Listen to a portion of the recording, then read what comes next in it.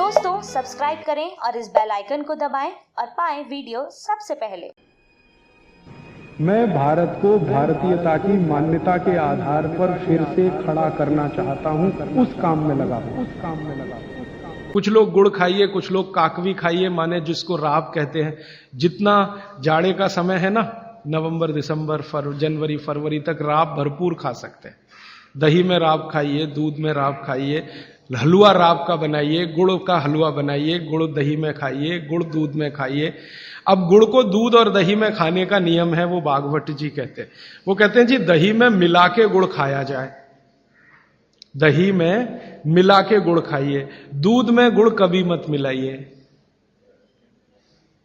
दूध में गुड़ कभी मत मिलाइए, दही में मिला के खाइए। तो दूध में कैसे खाएंगे जी? दूध में ऐसे खाएंगे कि पहले गुड़ खा लीजिए, पीछे से दूध पी लीजिए, या दूध पी लिया पीछे से थोड़ा गुड़ खा लीजिए। दूध में गुड़ मिला नहीं सकते, और दही में कभी भी बिना मिलाए मत खाइए। आप में से कोई बिहार वाले हैं ना, तो वहां पर एक बहुत बढ़िया व्यंजन मिलता है, उसका नाम है दही चूड़ा। दही चूड़ा ही कहते हैं, चूड़ा। ये मिथिला में मैंने खाया और ऐसा अद्भुत है जो दुनिया में शायद कहीं ना हो। मिथिला में, मिथिला माने एक एरिया है बिहार का, करीब 8-10 जिले उसमें आते हैं। उन जिलों में जब भी आप जाएं तो मेहमान को वही परोस के लाते हैं। तो मैं भी मेहमान जैसा ही रहता हूं, तो मुझे हर घर में दही चूड़ा मिलता है। तो वो दही डाल के लाते हैं, ऊपर से गुड़ डाल के लाते हैं, दही के ऊपर गुड़ रहेगा। तो मैंने कई बार कहा कि अलग प्लेट में गुड़ ले आओ, तो वो कहते नहीं नहीं, आपको फिर खाना नहीं आता दही चूड़ा। तो पहले मुझे सच में नहीं मालूम था। अब जब ये मुझे पता चला बागभट्ट चिकित्सा का, तब मेरी अकल में आया कि वो सब बागभट्ट के चेले हैं, दही में गुड़ मिला के पहले से ही चिवड़ा पे रख के लाते। तो दही में गुड़ मिला के ही खाइए। अगर आप दही खा रहे हैं तो गुड़ मिला के ही खाइए, तो दही के कई दोष जो आपके लिए अनुकूल नहीं है वो भी खत्म हो जाते हैं। और दूध में गुड़ कभी भी मत मिलाइए। एक जगह तो वो ये कहते हैं कि दूध खाली पी लीजिए, गुड़ आगे पीछे खा लीजिए, वो ज्यादा बेहतर है। तो गुड़ खाइए, मेरा कहने का मतलब ये है। अब गुड़ के कितने प्रिपरेशन है हमारे घर में? गुड़ का तिल का प्रिपरेशन एक है, तिल पट्टी कहते हैं, गजक। गजक तो भरपूर गजक खाइए। क्यों खाइए जी? तिल है और गुड़ है। गुड़ में जो केमिकल है ऑर्गेनिक, तिल में लगभग वही सब है जो गुड़ में है।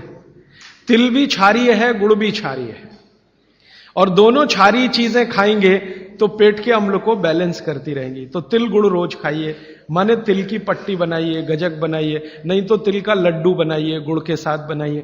फिर इसी तरह से मूंगफली है, मूंगफली भी क्षारीय है और गुड़ भी क्षारीय है।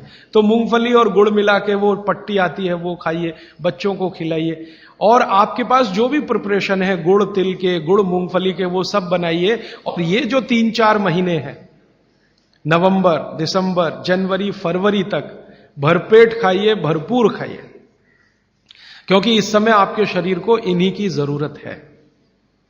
तो कफ जिंदगी से बहुत दूर रहेगा। तिल खा रहे हैं, गुड़ खा रहे हैं, मूंगफली खा रहे हैं, कफ बढ़ने की बिल्कुल संभावना नहीं। तो जिंदगी में कफ के रोग आने की संभावना नहीं। अब जानते कफ का सबसे खराब रोग क्या है? मोटापा।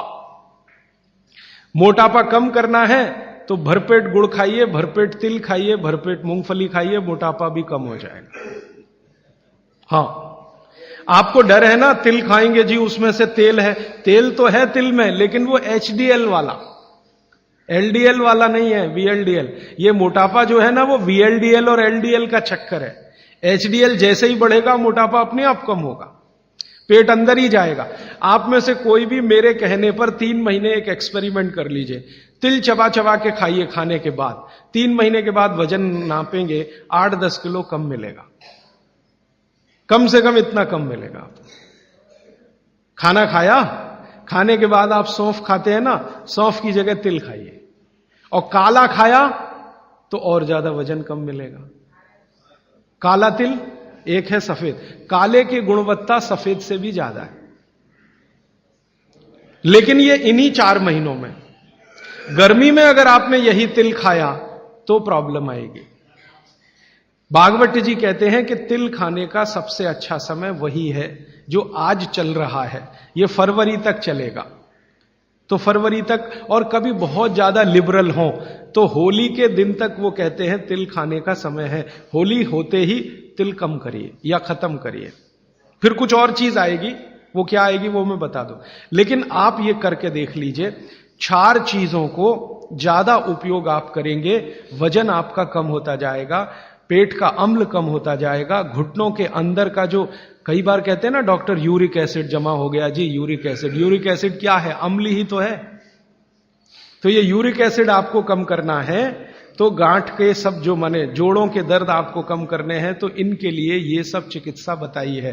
तिल है, गुड़ है, और मैंने एक चीज बोली थी कि अगर आप जैन नहीं हैं तो शहद है। शहद में भागवत जी कहते हैं छोटी मधुमक्खी का शहद, बड़ी का नहीं। तो शहद लाएं तो उसको पूछ लीजिए। दोस्तों सबसे पहले तो चैनल सब्सक्राइब करें, फिर लाइक, कमेंट और शेयर करें। और हाँ, हमारा एंड्रॉयड ऐप डाउनलोड करना ना भूलें।